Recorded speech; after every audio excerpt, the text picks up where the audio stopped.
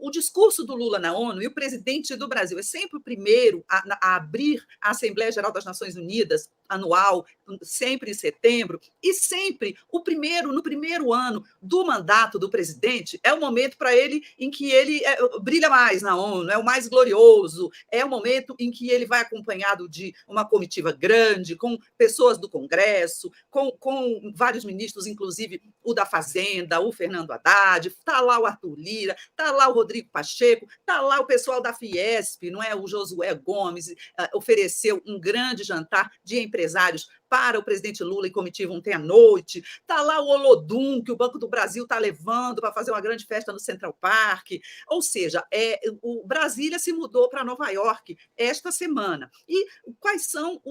além dos pontos altos formais da agenda do Lula, que é o discurso de abertura na ONU, e os encontros bilaterais que ele terá com outros presidentes, destaco aqui o do Joe Biden e o do Zelensky, que acabou sendo confirmado agora à tarde. Além dessa agenda formal, você tem uma espécie de agenda do soft power brasileiro, não é? Nos Estados Unidos. Então, você teve o Haddad lá, o Haddad falou da principal notícia aqui hoje, que é a projeção do crescimento da economia, que nós vamos falar mais adiante, que aumentou a projeção, um sucesso total, o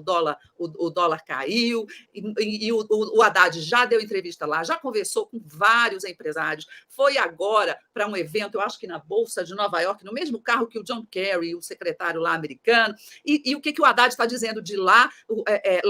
para os investidores, olha, invistam no Brasil, porque o Brasil está num excelente momento, não é, da economia, o Brasil voltou, resumidamente, é isso. Então, é muito importante também, não só a agenda de Lula oficial, na ONU ele vai falar,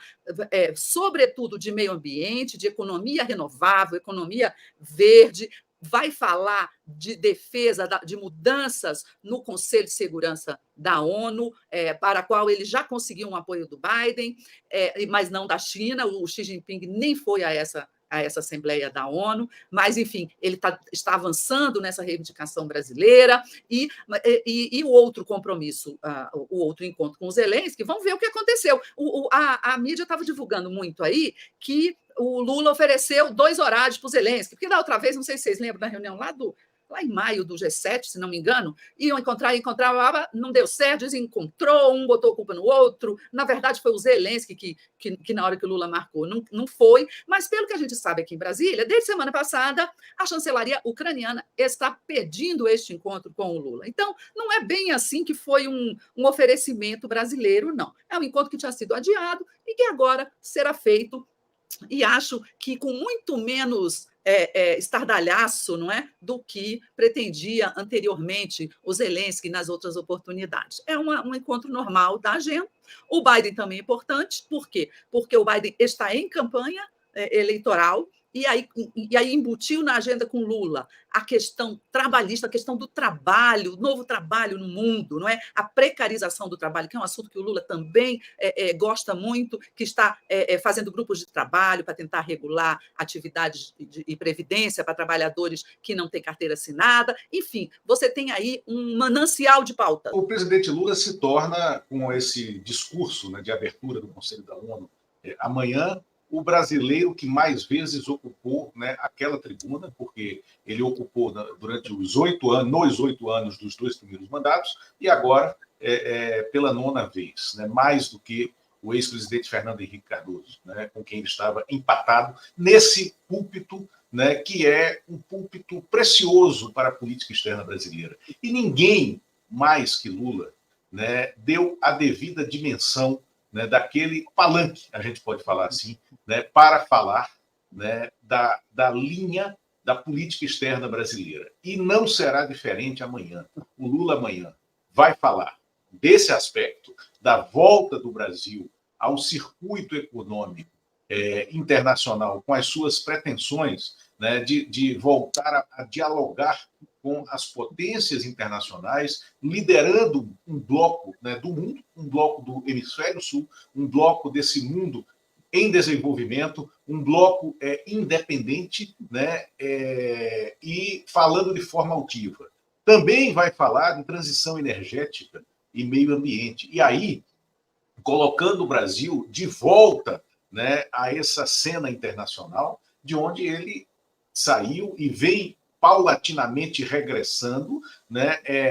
tanto no aspecto, né, ambiental, compactuando e colaborando com as políticas globais, inclusive da ONU, né, em relação ao painel climático internacional, né, por episódios e fenômenos que nós já estamos vivendo, né, haja visto o que acontecerá no país agora, essa semana, começou hoje já no Rio Grande do Sul, o Brasil capturado por uma bolha de calor, né, e com previsão de temperaturas recordes, né, um calor, né,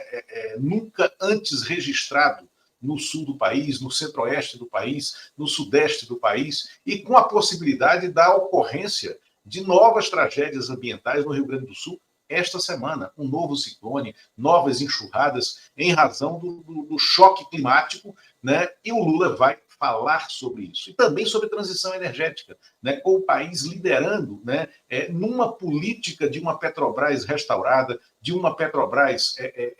pacificada consigo mesma na liderança do mercado energético do hemisfério sul, como uma empresa de alta tecnologia e com diversas possibilidades de mercado, né? E aí esse Lula, que também entra no cenário internacional, Helena, porque ele foi procurado pela chancelaria ucraniana, né? O Zelensky foi atrás da chancelaria brasileira, né, para, de uma forma quase que desesperada, né, promover a reunião que o Lula vinha tentando, vinha dizendo que estava disponível a fazê-la há 4 meses, né, em diversos episódios diferentes, né, e aí decidiu receber o Zelensky, marcou a entrevista com o Zelensky, a conversa com o Zelensky, para logo depois da conversa com o presidente americano Joe Biden. E o Biden, que vai secundar o discurso do Lula na abertura da conferência do Conselho da ONU, né, o Biden vai colocar os Estados Unidos como nação concordante com o pleito brasileiro de 60 anos, que é a ampliação do Conselho de Segurança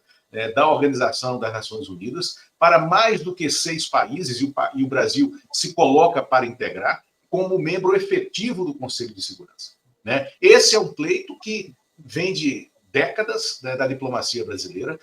que foi muito perseguido no período dos governos do Fernando Henrique Cardoso, no período dos 2 primeiros governos do Lula, né, e que depois virou fumaça, né, no período do Temer e do Bolsonaro. E agora volta com força total e com uma possibilidade muito real de, enfim, né, ser acatado. Então, o Lula amanhã terá, Helena, você e o Mário Vitor irão transmitir e comentar amanhã, de manhã, né, enquanto ele estiver ocorrendo online, ao vivo, né, o discurso do Lula, e nós teremos amanhã, e quem puder assistir aqui pela TV 247, assista, né, porque nós teremos um momento diferente e especial da diplomacia brasileira nessa viagem que está consagrando a trajetória do primeiro ano de mandato internacional do presidente Lula nesse seu 3º mandato.